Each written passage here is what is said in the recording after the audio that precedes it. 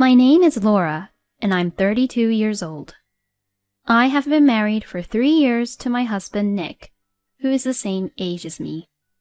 Both of us are full-time employees and are busy at work, so we share the house chores and we are balancing it reasonably well. We had no children yet, but we enjoyed our life together. I'm a sales representative for a major company, and because of all the difficult tasks, I was paid pretty well, but compared to that, Nick's income was a little less. But I respected Nick for doing what he loved and his motivation as well as his pride toward his work. Nick was often away from home as his hobby was fishing, but I could forgive him if I thought that he needed it to take a break from work.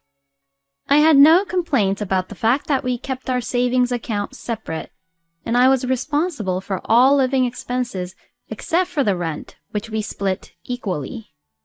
I didn't have hobbies like my husband did, and I just simply liked to see him having fun, so I was fine with him spending money on his own hobbies. And I was really fine with the thought that instead, I would be saving the money to support for our living expenses. If I had any complaints about Nick, it was about his parents, especially his mother, Wendy. We live very close by to my in-laws, and since Wendy couldn't walk around well, Nick visited her frequently. That in itself was completely fine, and I was happy to go with him if he took me there on days when, well, we didn't have plans. Today was also one of our day offs, so Nick had asked me to go to his parents' house and bring a gift over. Well, it's been a long time, hasn't it? I'm sorry. Wendy said this as she put her hand on her cheek and let out a huge sigh. Wendy said that it's been a long time, but we just saw them last week. Well, I guess she said that because Nick was the only one who visited them last week because I had to go into work on my day off as it was urgent. I understand that you're busy at work, but before you're an employee, you're first and foremost my son's wife, right? Well, yes. Every time I see her, Wendy sarcastically talks to me like this. She doesn't like the fact that I work hard and earn more money than Nick. A woman is supposed to support her husband. It's disgraceful for a woman to work so hard. Wendy says these things, and she also says that Nick is humiliated because of how hard I work at the company. Oh, Mom, stop it. Laura and I both discussed about this on our own already. Oh, really? Well, if you say so, then there's nothing we can do about it. It was a regular occurrence that Nick would end up stopping Wendy from criticizing me. I think Wendy, who has always been a housewife, doesn't like me working so hard at the company and will never understand my feelings. I'm really sorry. On the way home, Nick always apologized to me. It was terribly stressful to be criticized and be lectured by Wendy every time. But I managed to put up with it because Nick always defended me and apologized to me as he was worried about me. Hey, it looks like you didn't put in this month's rent. When I checked the bank book after work, there was no money put in for the rent. This means that I can't withdraw the money to pay for the rent. I asked Nick if he had forgotten to put the money into the account this time, as he usually puts it in himself once he receives his salary. I don't have enough money this month. Again? This happened often. He probably bought something and then ran out of money and wasn't able to pay even half the rent. When I sighed in dismay, Nick just laughed to cover it up. Sorry, please just pay it this time. He said it as if it was no big deal. I can understand if it just happened only once or twice. I know that there are times where he wants to buy something that's expensive, but... Hey, you did this last month too, you know. Well, a limited edition fishing rod just came out. You said the same thing last month though, right? Even if you wanted to buy one, couldn't you have at least discussed it with me beforehand? Even though we have our own separate accounts, if he can't even pay the amount he's supposed to pay, then that's out of the question. Nick only gets to pay half of the rent, and if he couldn't even pay that, I have to bear all the rent, plus the living expenses. I definitely can't do that on my own. Ugh, just stop nagging me. He interrupted me saying that, as I was hoping he would understand my point, but he just let out a huge sigh. Nagging? I understand that this can happen from time to time, but I only said that because we decided to pay the rent together. I was a little bit concerned about how he usually spent his money, but I didn't really confront him about it before, not even once. If anything happens, you mention money, money, money for everything.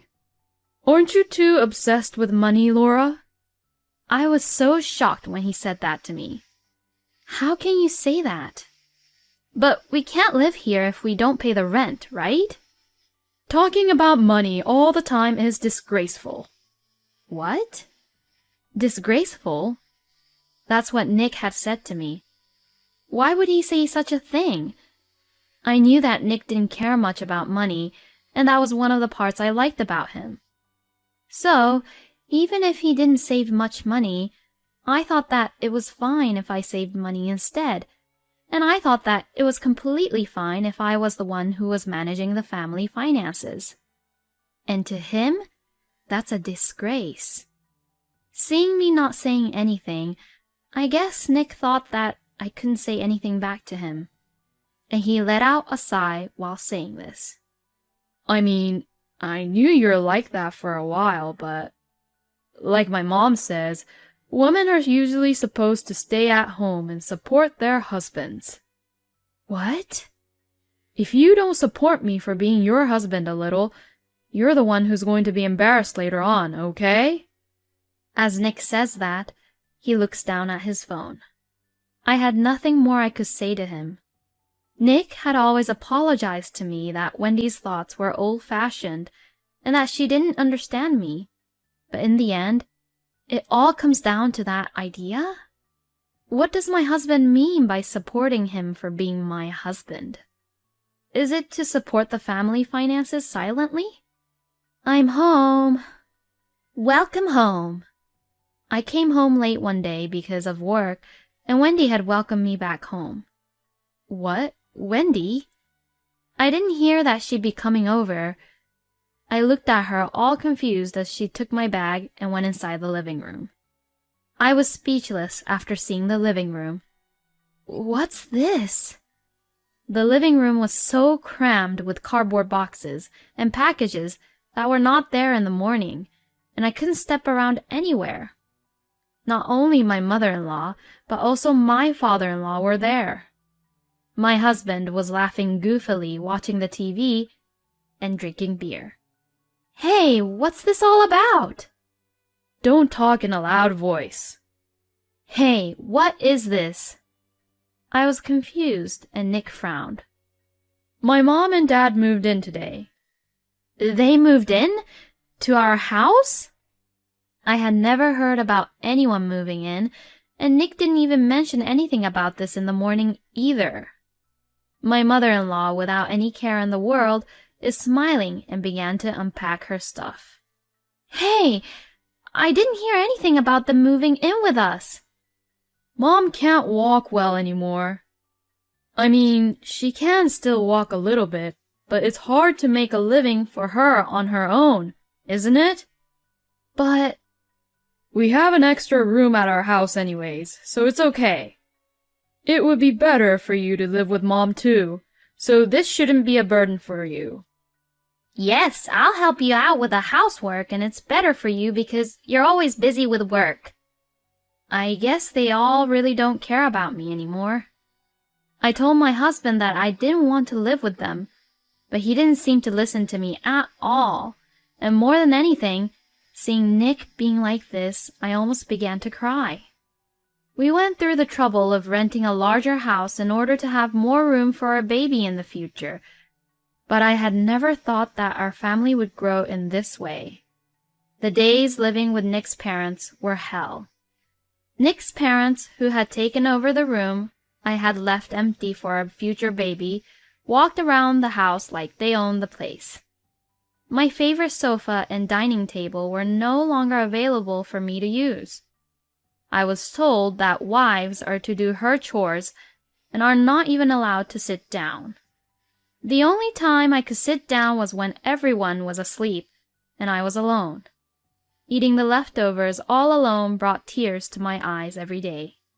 What am I doing? How did this even happen? My in-laws never paid for anything, and when I asked them for financial support, they said, "You're earning a lot, but you're frugal with your money. Are you trying to take our own pension money?" and would yell at me. When I consulted Nick, he looked at me with dismay. "It's fine, it's just money. Mom is doing housework, so they're helping you, right?" Wendy would say that in the end, her feet and legs hurt when there were places to clean and cook and washing the dishes, so I had to do it all in the end. She did the laundry, but I didn't want to put my clothes in with my in-laws. In the end, I did my share of the laundry by myself, and since they arrived, there are more people, which meant more housework and a bigger financial burden, and so I complained about that, but they wouldn't listen to me at all. On the contrary, they'd all yell at me, saying that they didn't think that I was such a cold person.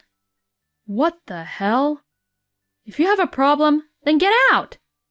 Nick, who would say that to me, was no longer the husband I loved. I should leave now. I didn't think I could be happy living with these people. This dish isn't tasty at all. I don't like what you're wearing. Why are you home so late? Don't you ever think of doing chores for your family? Day after day, I was blamed for many things.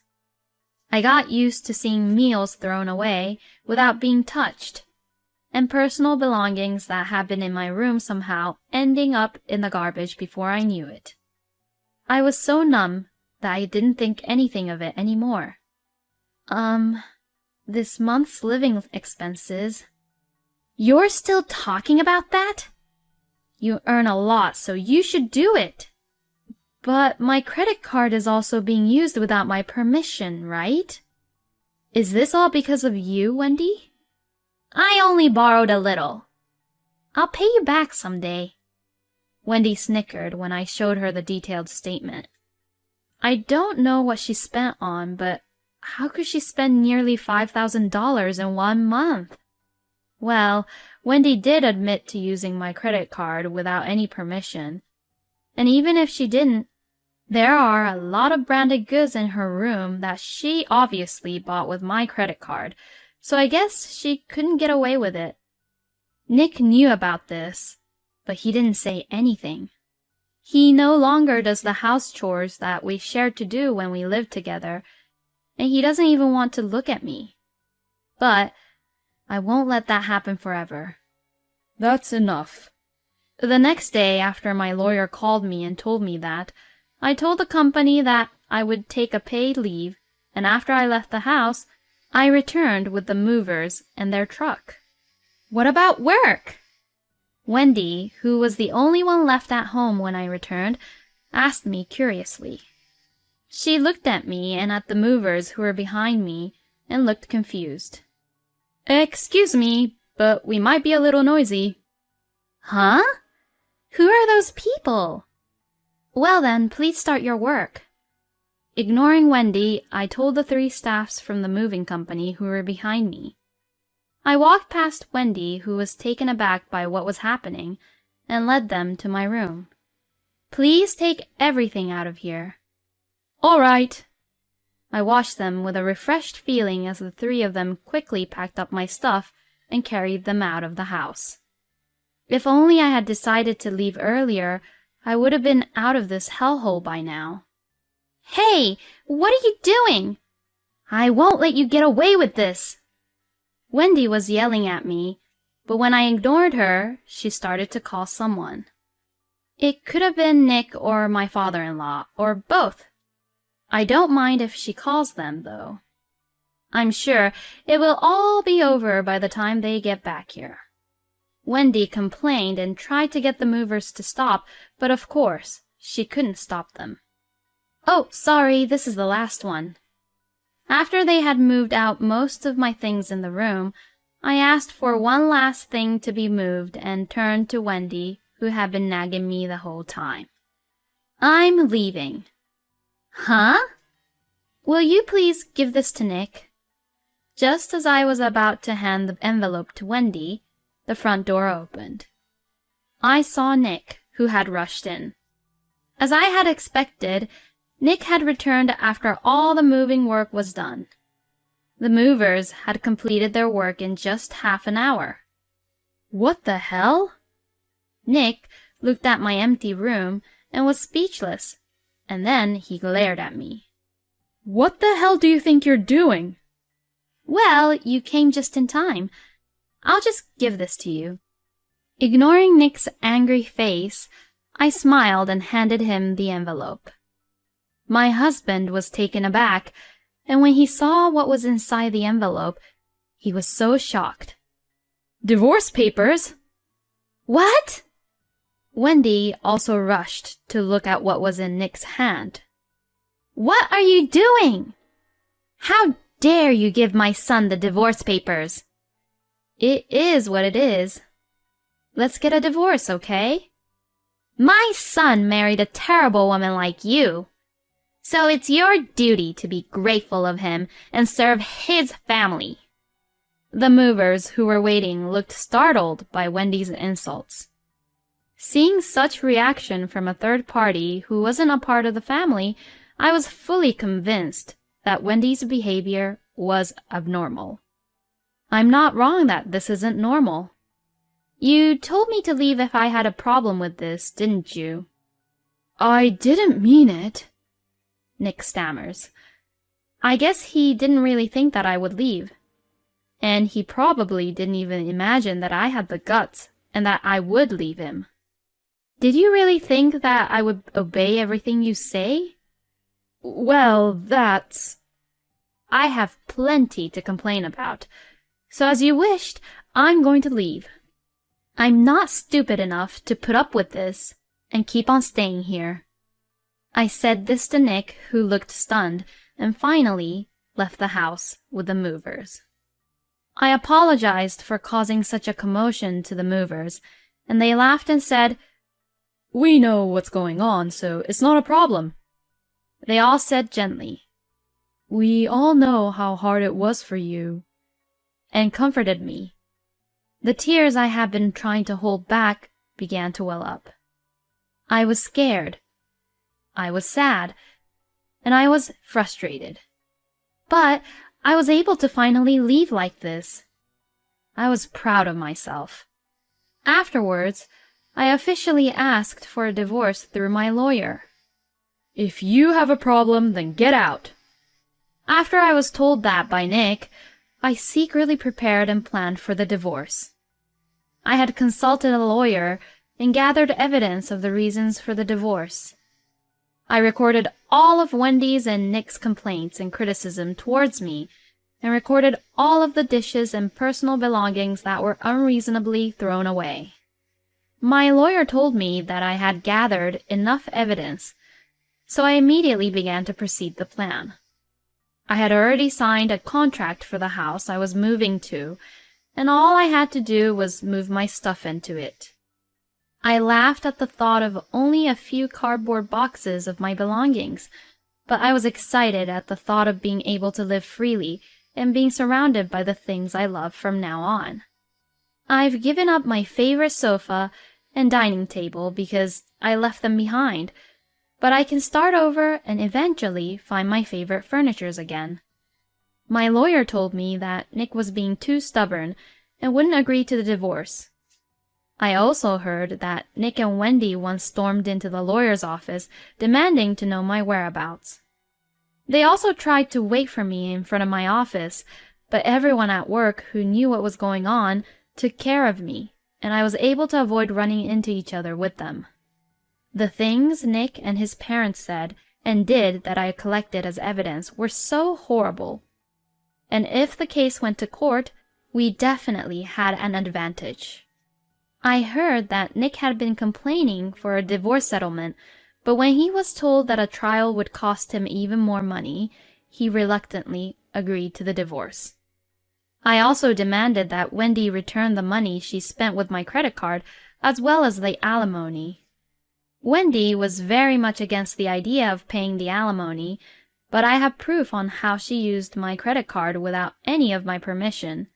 And when I told her that I would report to the police to make a case out of it, she seemed to give up. "We are a family."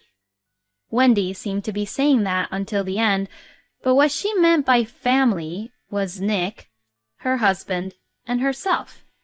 I wonder if she had forgotten that she had clearly excluded me from her family. I felt nauseous at the word family, which she used only when it was convenient for her. After the divorce was finalized and the alimony was paid, Nick and his parents moved away. It seems that the commotion brought bad publicity to the neighborhood and made it difficult for them to stay at that neighborhood. Moreover, the rent can be covered only by Nick's salary. Now, they rented a small house in a rural area and lived together as a family of 3 with Nick's small income and his parents' small pension. "We are miserable because we have no money. Please come home." Nick contacted me many times over text, but I blocked his messages without reading them.